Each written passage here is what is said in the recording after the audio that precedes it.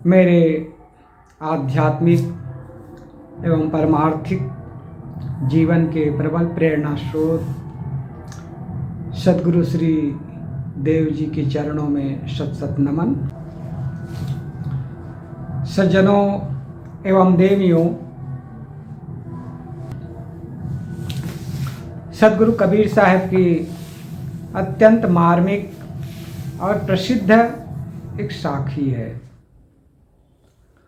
वस्तु अंतय खोजै अंतय, क्यों कर आवै हाथ, सज्जन सोई सराहिए, जो पारख राखै साथ। वस्तु अंतय, वस्तु अन्यत्र है, खोजै अंतय, आदमी उसे खोजता कहीं अन्यत्र है। क्यों कर आवै हाथ, जब अन्य स्थान पर रखा हुआ वस्तु हम खोजेंगे तो हाथ में कैसे लगेगा, नहीं आता है, हाथ से बाहर चला जाता है। सज्जन सोई सराहिए, जो पारख राखे साथ। सज्जन वही प्रशंसनीय होता है जो अपने अंतःकरण में पारख रखता है, परीक्षा दृष्टि को धारण करता है और वस्तु को परख कर उठा लेता है, वही पारखी होता है। हर मनुष्य खोज रहा है। उनकी आंखों में झांक कर देखो तो हर एक मनुष्य की आंख में एक लालसा है, एक खोज है, एक अतृप्ति भरा हुआ है। आदमी की आंख अतृप्ति से भरा होता है, वो पाना चाहता है। कुछ खोया हुआ है, कुछ उसे मिला नहीं है, चाहे वो सुख की चाहत हो, चाहे पदार्थ की चाहत हो। हर आदमी खोज रहा है। खोज के मूल में है सुख, खोज के मूल में है आनंद, खोज के मूल में है परम तृप्ति। आदमी से पूछा जाए, क्या खोज रहे हो तुम? खोज जरूर रहे हो, मगर आदमी को पता नहीं होता है कि क्या खोज रहा है। उसकी खोज का निचोड़ सार यही निकलता है कि हर आदमी आनंद खोज रहा है, सुख खोज रहा है, शांति खोज रहा है। उसे कोई धन में खोज रहा है, सुख आनंद का केंद्र मानता है धन को, धन में खोज रहा है, लेकिन उसमें आनंद नहीं होता है। कोई पति या पत्नी में सुख आनंद खोज रहा है, लेकिन उसमें भी सुख नहीं है। कोई प्रेम में सुख आनंद खोज रहा है, लेकिन प्रेम में भी आनंद नहीं है। कोई यश और कीर्ति में खोज रहा है, उसमें भी आनंद नहीं है। खोज की दिशा, खोज के नाम भिन्न भिन्न हो सकते हैं, अलग अलग हो सकते हैं, किंतु आदमी हमेशा खोजता है सुख को, आनंद को, शांति को। और वो आनंद का स्रोत, वो सुख का स्रोत सबके भीतर छिपा हुआ है। भीतर छिपा हुआ एक सूत्र है, वह है आनंद का स्रोत। तुम भीतर छिपे हुए आनंद को खोज रहे हो। शराबी मधुशाला जाता है, वहां वह भी सुख आनंद खोज रहा है। व्यवसायी दुकान खोलता है, दुकान में जाता है, फैक्ट्री इत्यादि का काम करता है, फैक्ट्री खोला हुआ है, वहां भी वो सुख आनंद खोज रहा है, फैक्ट्री में खोज रहा है। कोई चोर चोरी करता है तो वह चोर भी चोरी करने में आनंद ही खोज रहा है। कोई लुटेरा लूटता है, उसमें भी वो आनंद खोज रहा है। कोई मंदिर में जाता है, मंदिर में प्रतिमा को देख करके वो पूजा करता है, अनुनय विनय करता है, वंदना करता है, फूल पत्र समर्पित करता है, वहाँ मंदिर में जाकर भी वह सुख आनंद खोज रहा है। कोई दान पुण्य करता है, वह भी दान पुण्य में आनंद खोज रहा है। किंतु आदमी को वहाँ आनंद नहीं मिलता है, सुख नहीं मिलता। यदि मिलता भी है विषय जनित सुख तो क्षणिक होता है। जो आनंद भीतर है उसे जाना नहीं, परखा नहीं, समझा नहीं, इसलिए वो आनंद का स्रोत बाहर मान रहा है। कोई पति में, कोई पत्नी में, कोई धन में, कोई पुत्र में, कोई मकान में, कोई जमीन में, कोई धंधा में, कोई नौकरी में, कोई व्यापार में, कोई चोरी में, कोई शराब में, और कोई भक्ति में, कोई पुण्यदान पुण्य में खोज रहा है, कोई मंदिर में खोज रहा है। लेकिन आदमी जब बाहर से मुड़कर भीतर आता है तो उसे सुख का स्रोत पता चल जाता है। सुख ढूंढ रहे तुम वन में, गिर गह्वर के कंदर में, पर पता नहीं तू पाया वह है तेरे अंदर में।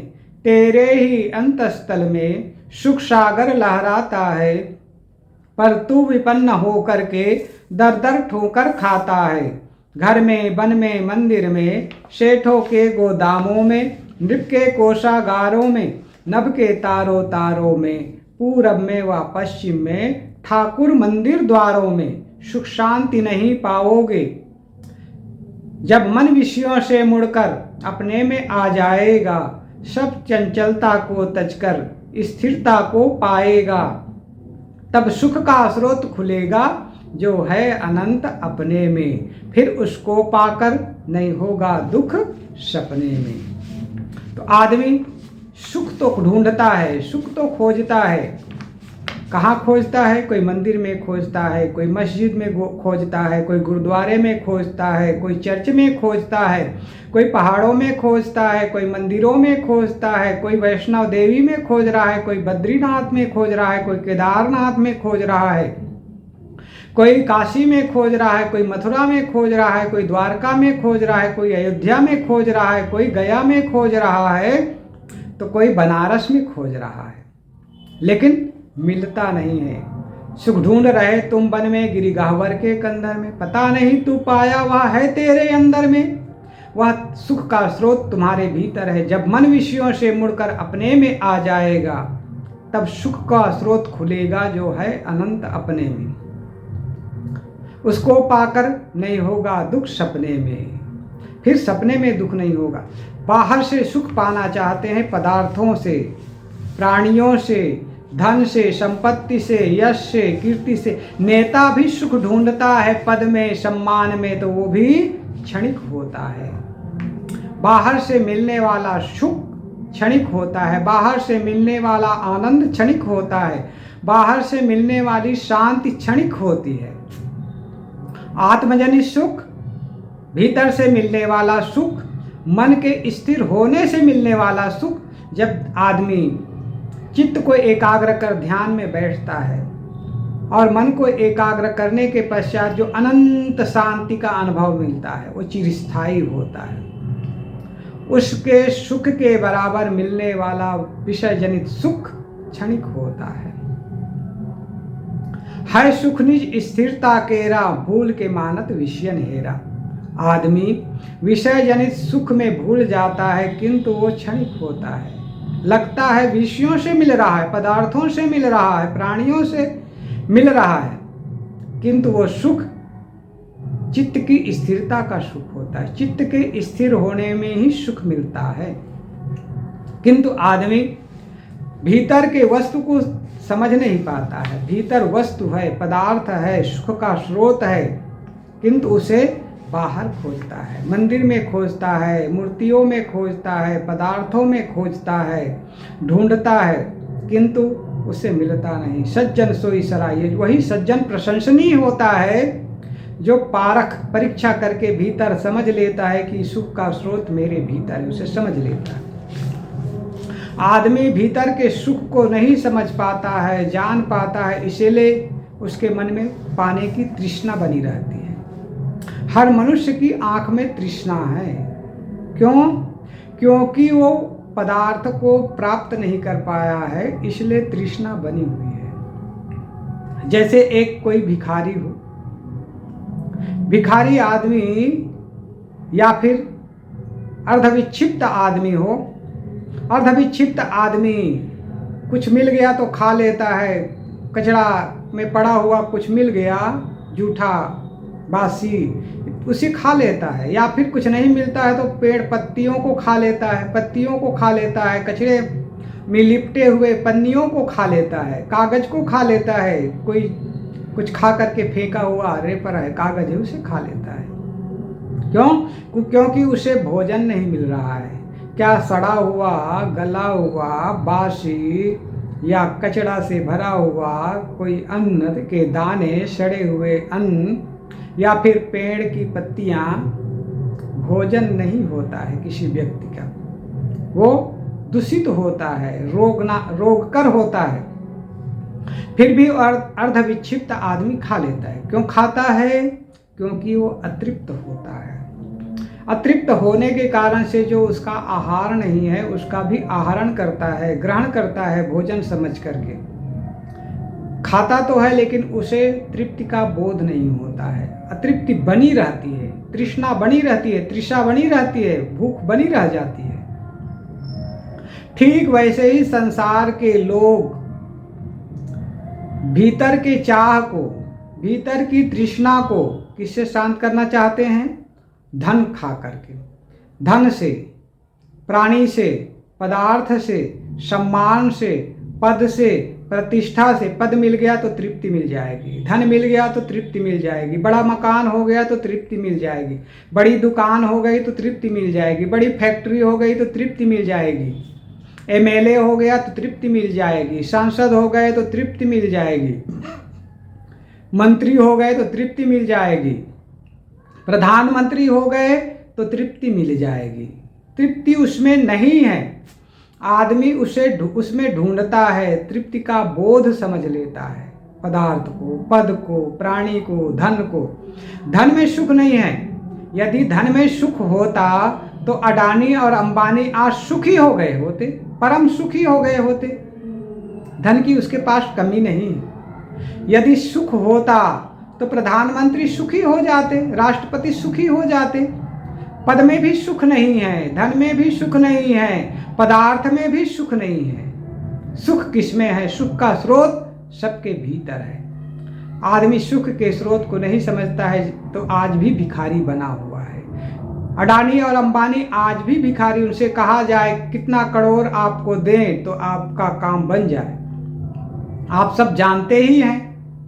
कितने कितने अरबों खरबों करोड़ों का लोन लेकर के आज भी वो अपने को धनी कहला रहे हैं और उनसे पटाया नहीं जा रहा है, चुकाया नहीं जा रहा है। तो आज का सरकार उनके लोन को माफ कर रही है। कितनी दुर्दशा, कितनी दुख की बात है। जो धनी कहला रहा है, करोड़ अरबपति खरबपति कहला रहा है, वो लोन में माफी चाह रहा है, लोन में छूट चाहिए उसको, और जनता के टैक्स के पैसा को चोरी करके उनके लोन को माफ किया जा रहा है।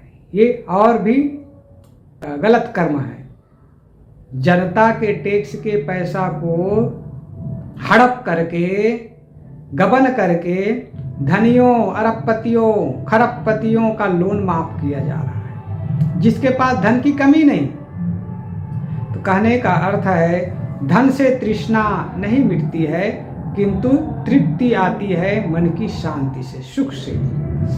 आज आदमी का मन अतृप्त हुआ है, होने के कारण है वो अपने आप को समझ नहीं रहा है, परख नहीं रहा है, इसलिए उसकी तृष्णा बनी हुई है। भिखारी बना हुआ है। हर आदमी आज भिखारी है। मंदिर में जाता है तो भगवान से कहता है भगवान मेरी नौकरी लगा देना, भगवान मेरे बेटे की अच्छी बहू दे देना, भगवान मेरी बेटी को की शादी हो जाए, अच्छा वर दे देना। कोई बेटा मांग रहा है, भगवान मुझे पुत्र दे देना, भगवान मुझे धन दे देना, भगवान मुझे नौकरी दे देना, भगवान मेरे दुकान को अच्छा चला देना, भगवान मेरी फैक्ट्री लगवा देना, फैक्ट्री अच्छी चलवा देना।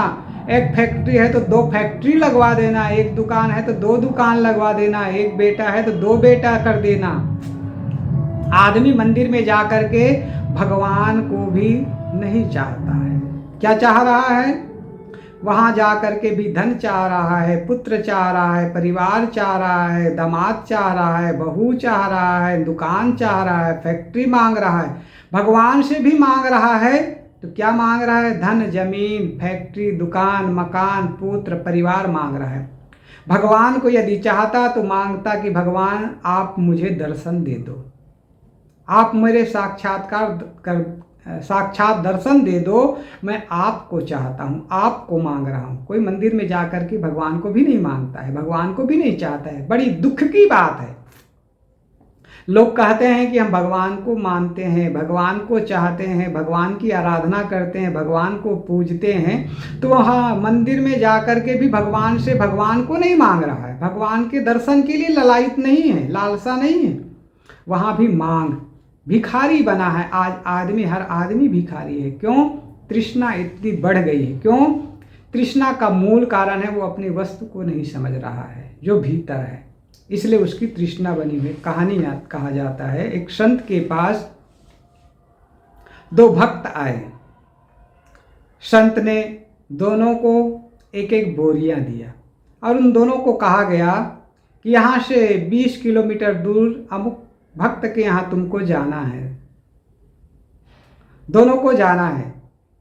एक भक्त को दिया खाने पीने के सामान से भरा हुआ बोरा, चबैना, भूजा और तमाम चीज़ें आती, खाने पीने की चीज़ें, उन चीज़ों से भरा, फल फूल इत्यादि से भरा हुआ बोरा दे दिया।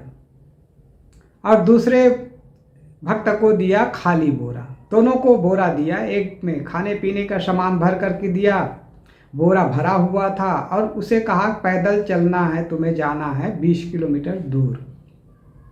और दूसरे भक्त को खाली बोरा दिया। दोनों चलने लगे, गुरु की आज्ञा मान करके। दोनों भक्त थे, गुरु आज्ञा अनुवर्ती थे, गुरु की आज्ञा पालन करते हुए चले गए। जो खाली बोरा लिया हुआ था उछलता कूदता हुआ, दौड़ते भागते हुआ मस्त जा रहा था, आगे आगे जा रहा था। और जो खाली बोरा वाले भक्त को कहा था कि जो भी अच्छी चीज मिल जाए तुमको उत्तम, उसको इस बोरे में भरते हुए चले जाना। और जो खाने पीने का सामान दिया हुआ भक्त से कहा, बोरे में भरकर जिसको दिया था उससे कहा कि जो भी तुम्हें उचित व्यक्ति मिले उनको बांटते हुए जाना, खाने पीने की चीज़ें देते हुए चले जाना। दोनों चले। रास्ते में जो भी मिलता था, जो भूखग्रस्त लगता था, जो भूखा आदमी दिखता या फिर गरीब आदमी दिखता या फिर कोई मांगने वाला दिखता, उन सबको कुछ न कुछ देते हुए वो चल रहा था। तो जो आदमी कंधे में भार लाद कर जा रहा था वो धीरे धीरे, क्योंकि कंधे में भार था, बोरा में भरा हुआ था सामान, 30-40 किलो का सामान भरा हुआ था, तो कंधे में वजन होने के कारण से धीरे धीरे चल रहा था बेचारा। लेकिन जो भी मिलता उसे, जो ज़रूरतमंद होते उसको कुछ न कुछ देते हुए चलता। धीरे धीरे उसका भार हल्का हो रहा था। लेकिन जो उछलते कूदते भक्त जा रहा था, दौड़ते भागते, उसकी बोरा खाली था। तो उसे कुछ दूर जा कर के 2-3 किलोमीटर जाने के पश्चात उसे सोने की ईंट मिलती है। वो सोने की ईंट को ले लेता है, फिर आगे चलता है, फिर 4-6 किलोमीटर के पश्चात एक सोने की ईंट फिर मिल जाती है। तो वो सोने की ईंटों को बोरा में भरता चला जा रहा था। और इधर जो खाने पीने का सामान लिया, वो खाने पीने का सामान बांटते हुए चला जा रहा है। उसका भार हल्का होते जा रहा है, और जो उछलते कूदते जा रहा था उसका भार बढ़ते चला जा रहा है। फिर 1-2 किलोमीटर गया, फिर सोने की ईंट मिला, फिर उससे भरता गया। तो 20 किलोमीटर जाते जाते उसे सकते हैं 15-20 सोने की ईंटें मिल गई। 15-20 सोने की ईंटें 40-50 किलो का वजन हो गया। वो आदमी उसे लाद करके चलते चलते गरवाते भार में सुस्ताते बैठ गया। और जो आदमी खाने पीने का सामान बांटते हुए चल रहा है उसका बोरा खाली हो गया, और वहाँ पहुँचते हल्का फुल्का जा करके पहुँच गया। तो कहने का मतलब है आदमी जो तृष्णा में भरा होता है, तृष्णा में पड़ जाता है, वो बांधते चला जाता है, जो भी मिलता है उठाते चला जाता है, भरते चला जाता है, अच्छी चीज़ समझ करके वो आदमी गरवा करके इस संसार से जाता है, दुखी होकर के जाता है, उसका जीवन गरवा हो जाता है, भारी हो जाता है। इसीलिए कहा जाता है यात्रा उसी का सुखद होता है, सिर में मोटरी कम होती है और मन में भार कम होता है, और राह का खर्च जिसके पास होता है उसकी यात्रा सुखद होती है। किंतु आदमी इतना भार लाद लेता है कि जीवन दुखमय हो जाता है। समुझ के लाद मन लदनिया, नहीं तो टूट जई है गर्दनिया। थोड़ा लाद बहुत मत लादे, नहीं तो टूट जई है गर्दनिया। कहने का मतलब है आदमी भार लादने का आदी बना हुआ है। ये सामान और ले लें, घर में देखो तो सामान पड़ा हुआ है, बाजार गए पति पत्नी दोनों तो ये सामान चाहिए, अच्छा देखा अरे घर पे पड़ा हुआ है फिर भी खरीद लेते हैं, काम आएगा। घर में लाकर पड़ा हुआ है, कबाड़ की तरह पड़ा हुआ है। धनियों के घर जाकर देखो कितने कबाड़ पड़े होते, बड़े कबाड़ी। वो धनी अर्थात धनी नहीं, वो बड़े कबाड़ी होते हैं। जो मध्यम वर्ग के लोग होते हैं छोटे कबाड़ी होते हैं, जो गरीब वर्ग के होते हैं वो कम बहुत न्यून कबाड़ी होते। कबाड़ तो सबके घर में भरा हुआ है। दुनिया की चीज़ें कबाड़ ही तो है, कबाड़ में सुख नहीं मिलता है, वो जीवन गुजर के एक उपयोगी साधन है। लेकिन धनियों के घर जाकर देखो तो इतना कबाड़ कि पैर इधर से उधर चलो कमरों में तो पैर टकराते रहता है, इतना कबाड़ भरा होता है। तो दुनिया की चीज़ें कबाड़ ही तो है।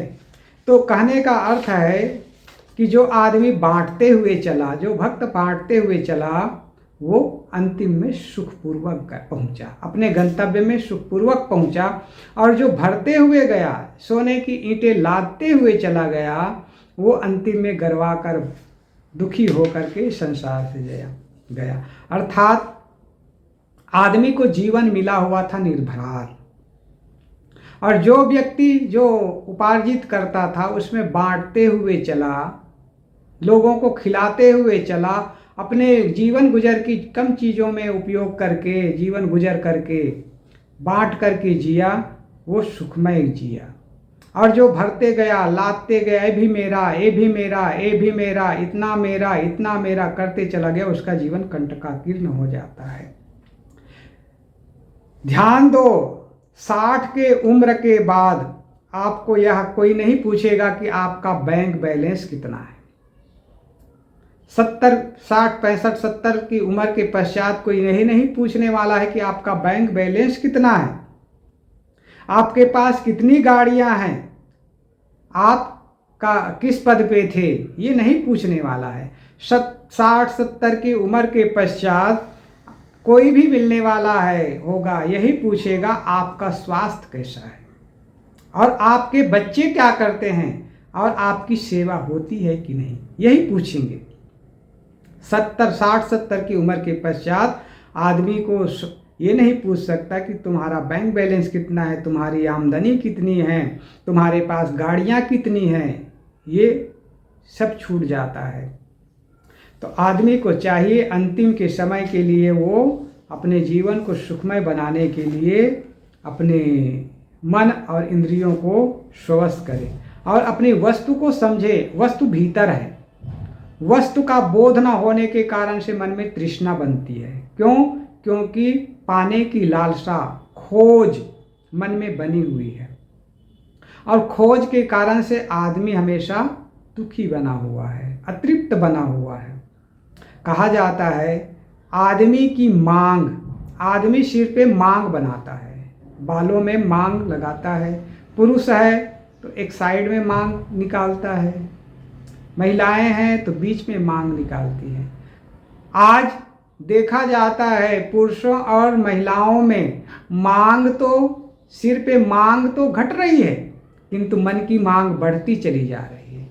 सिर के मांग निकलते उड़ते चले जा रहे हैं। आदमी आज सिर पे मांग नहीं निकालता है, महिलाएं भी, पुरुष तो कुछ यदा कदा सिर पे मांग निकाल ही लेता है साइड पे, किंतु नारियां, महिलाएं, बहनें सिर पे मांग, पहले लंबी लंबी मांगे होती थी सिर पर, किंतु उन माताओं के मन में मांग कम होती थी। धन, ऐश्वर्य, प्रसिद्धि, दौलत, सोने चांदी, गहने की मांग कम होती थी, किंतु आज सिर के मांग, माता बहनों बेटियों के सिर पे मांग तो उड़ रहे हैं, सिर पे मांग नहीं है, किंतु मन में मांग बढ़ा हुआ है। ये दुखद है। सिर के मांग लंबी हो, मन की मांग कम हो, तब आदमी का जीवन सुख में बीत सकता है।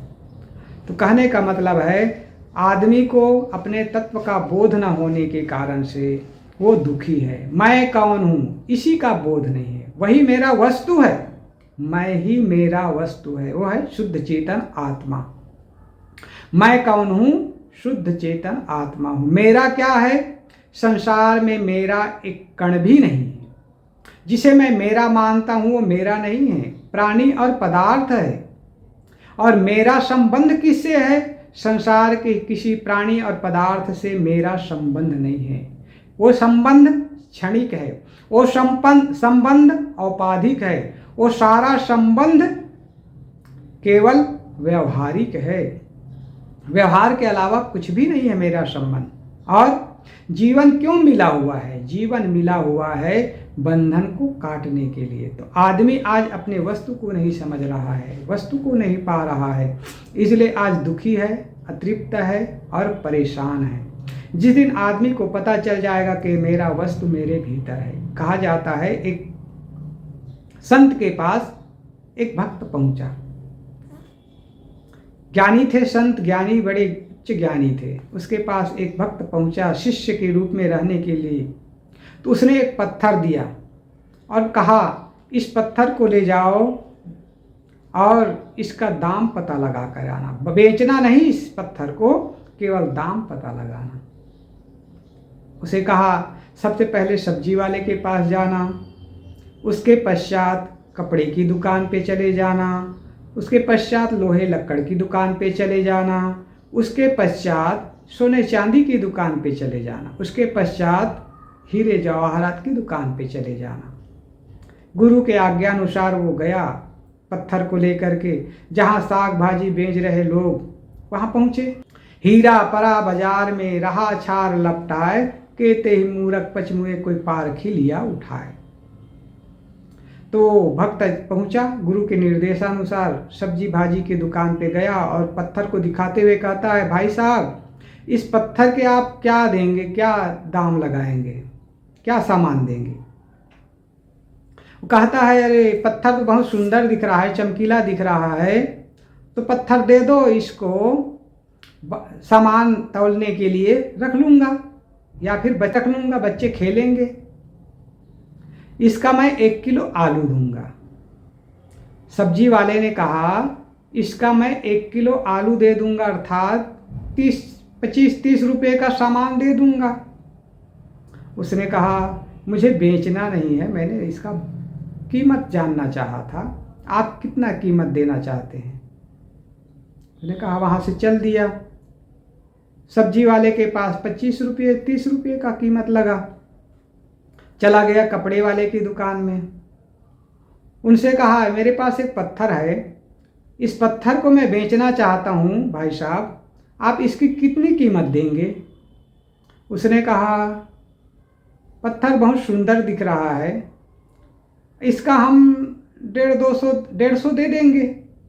सुंदर है, कागज पत्तर बिल रखा रहता है, उसको दबाने का काम आ जाएगा, आपको 150 रुपया दे देंगे। उसने सोचा कि कपड़े की दुकान वाले ने 150 इसकी कीमत आका। उसने कहा, गुरुजी ने बेचने नहीं कहा है, केवल कीमत पता करने के लिए पूछने के लिए भेजा है। वहाँ से निकला और लोहे लक्कड़ की दुकान पे चला गया। वहाँ गया और भाई साहब से कहता है, भाई साहब इस पत्थर की कीमत आप कितना देंगे, मैं इसे बेचना चाहता हूँ। लोहे की दुकान वाला उस पत्थर को हाथ में लेता है तो पत्थर बहुत सुंदर था, चमकीला था, और उसमें प्रकाश भी प्रकीर्णित हो रहा था, प्रकाश निकल रही थी, देखने में बड़ा सुंदर था। उसने लगा कि पत्थर तो अच्छा दिख रहा है, कुछ होगा। उसने कहा इसका हम 1,000 रुपया दे सकते हैं आपको, 1 से 1,500 रुपया दे सकते हैं आपको, आप यदि पत्थर बेचना चाहते हैं तो हमें दे दो। उसने कहा अच्छा 1,500 रुपया आप दे सकते हैं अधिकतम, लेकिन गुरुजी ने मुझे कहा है कि इस पत्थर की केवल कीमत पता करना, बेचना मत कहा है। वहाँ से निकलता है वो आदमी, सोने चांदी की दुकान पे चला जाता है, वहाँ पत्थर को दिखाता है स्वर्णकार जो दुकानदार थे उसे। दुकानदार पत्थर को देखता है तो बड़ा सुंदर, उसे समझ में तो आ जाता है कि ये हो ना हो हीरा हो सकता है, लेकिन उसके पास जौहरी नहीं था हीरा का। वो सोने चांदी की दुकान थी, सोने चांदी की जौहरी थे, लेकिन उसे आभास हो रहा था कि हो ना हो हीरा हो सकता है नहीं। तो उसने कहा भाई साहब इसका हम आपको 15,000 दे सकते हैं, 15 से 20,000 दे सकते हैं आपको। उसने सोचा अच्छा इसका 15-20,000 कीमत मिल सकता है।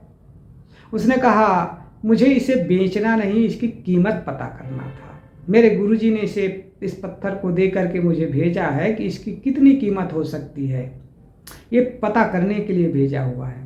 कहा अच्छा मुझे देना है तो दे दीजिए, मैं 20,000 दे दूंगा, 25,000 दे दूंगा, ज़्यादा से ज़्यादा आप पत्थर मुझे दे दीजिए। वो स्वर्णकार जो दुकानदार था उसने पत्थर को देख करके समझ तो गया ये हीरा होगा। उसने कहा मुझे बेचना नहीं है। वहाँ से निकला और दूसरी दुकान की ओर गया जहाँ बहुत चमचमा रहा था, हीरे की दुकान थी। वहाँ पहुँचता है और वहाँ पहुँचकर जो बैठे हुए दुकानदार थे उसके सामने जा कर के कहता है भाई साहब मेरे पास एक पत्थर है, इसे मैं बेचना चाहता हूँ, इसकी क्या कीमत देंगे। हीरे की दुकान में पहुँचता है तो वो हीरे की दुकानदार उस पत्थर को देखते ही कहता है कि इस पत्थर का तो मैं कीमत नहीं चुका पाऊंगा।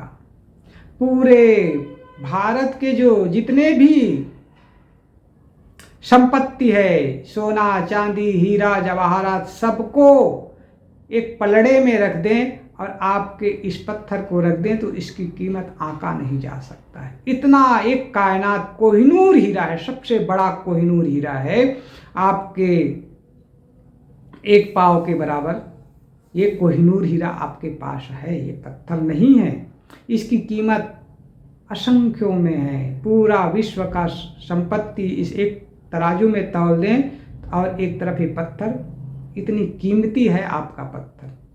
आप बेचना चाहते हैं तो मैं आपको 2-3 करोड़ दे सकता हूँ, उससे ज़्यादा नहीं।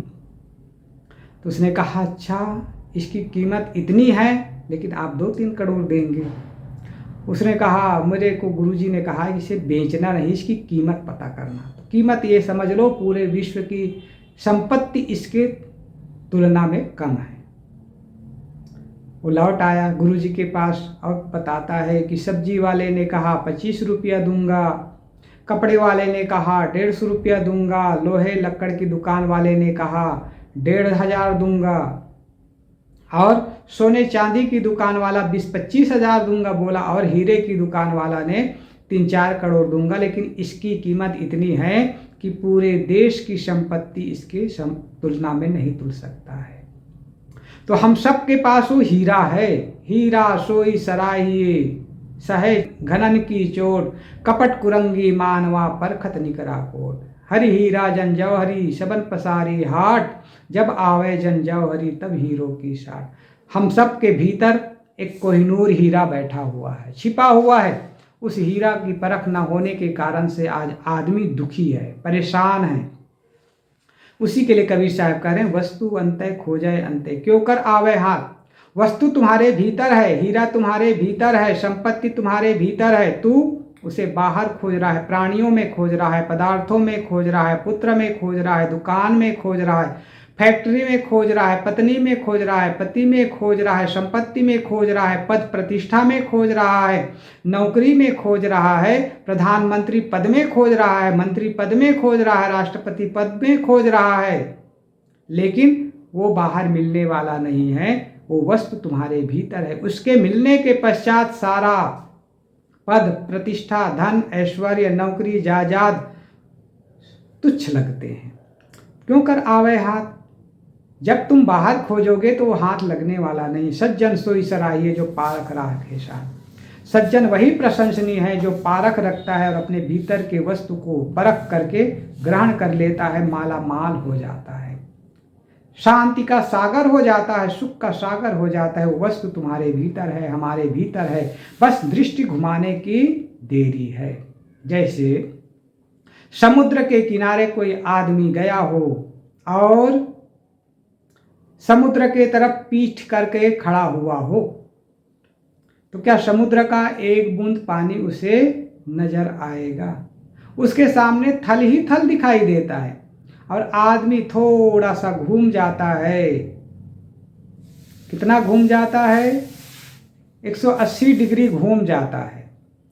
180 डिग्री घूमते ही उसके सामने अथाह जलराशि समुद्र दिखाई देता है, थल नाम की चीज दिखाई नहीं देता है। ठीक वैसे ही हमारी दृष्टि उल्टी है। हम संसार के प्राणी और पदार्थों को ही देखते हैं, इसलिए हमें आत्मा का बोध नहीं होता है और हम दुखी बने होते हैं। बस दृष्टि घुमा लें तो सृष्टि हमारी बदल जाएगी। जैसी दृष्टि वैसी सृष्टि। जब हमारी दृष्टि बदलती है तो हमें सुख प्रतीत होता है। अंतर्मुख होते ही हमारी दृष्टि, हमारा चित्त अंतर्मुख होते ही हमें सुख का स्रोत मिल जाता है। और हमारा चित्त, हमारी दृष्टि बहिर्मुख होते ही दुखों का अंबार लग जाता है, आदमी दुखी हो जाता है। इसलिए वस्तु अंते खोजे अंते। वस्तु हमारे भीतर है, हम बाहर खोज रहे हैं, पहाड़ों में खोज रहे हैं, पत्थरों में खोज रहे हैं, नदियों में खोज रहे हैं, तीर्थों में खोज रहे हैं, गुरुद्वारे में खोज रहे हैं और मूर्तियों में खोज रहे हैं, पदार्थों में खोज रहे हैं, पत्नी में खोज रहे हैं, पति में खोज रहे हैं, धन में खोज रहे हैं, पुत्र में खोज रहे हैं, पदार्थों में खोज रहे हैं। वो पदार्थों में नहीं है, वो वस्तु हमारे भीतर है, इसलिए हमें मिल नहीं रहा है। हम अपनी दृष्टि को घुमा लें तो वो पदार्थ हमारे भीतर है, वो है चेतन, शुद्ध चेतन आत्मा।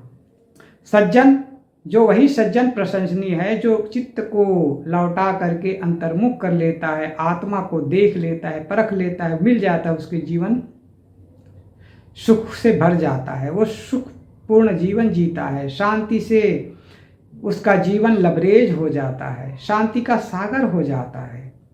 पारख राखे साथ। वो परीक्षा दृष्टि को रखता है कि सारा संसार के प्राणी और पदार्थ छूटने वाला है, किंतु चेतन आत्मा मुझसे कभी बिछुड़ नहीं सकता। मैं खुद हूँ, जिसे मैं ढूंढता हूँ वो मैं खुद हूँ। खुद खुद को ढूंढ रहा है। जो खुद से जुदा जानो अधूरा है, खुद ही में दिखला दे खुद को खुदा, उसे पीर कहते हैं। पीर वही है जो खुद में खुदा को दिखला दे। तो कहने का तात्पर्य है, आदमी आज भटका हुआ है, दुखी है, परेशान है, अतृप्त है। इन सब का कारण है अपने वस्तु को समझ नहीं रहा है। जिस दिन आदमी अपने वस्तु को समझकर परख कर उठा लेता है, उसका सारा दुख द्वंद्व दूर हो जाता है। वो सुख का केंद्र तुम खुद हो, वो शुद्ध चेतन आत्मा है। बस चित्त को अंतर्मुख करो, वो मिल जाता है, वो वस्तु मिल जाएगा, तुम परम सुखी हो जाओगे। फिर दुख का लेश मात्र नहीं होगा। तुम सुख के अथाह सागर में निमज्जन करोगे, तुम सुख सागर हो जाओगे। बस बोलिए।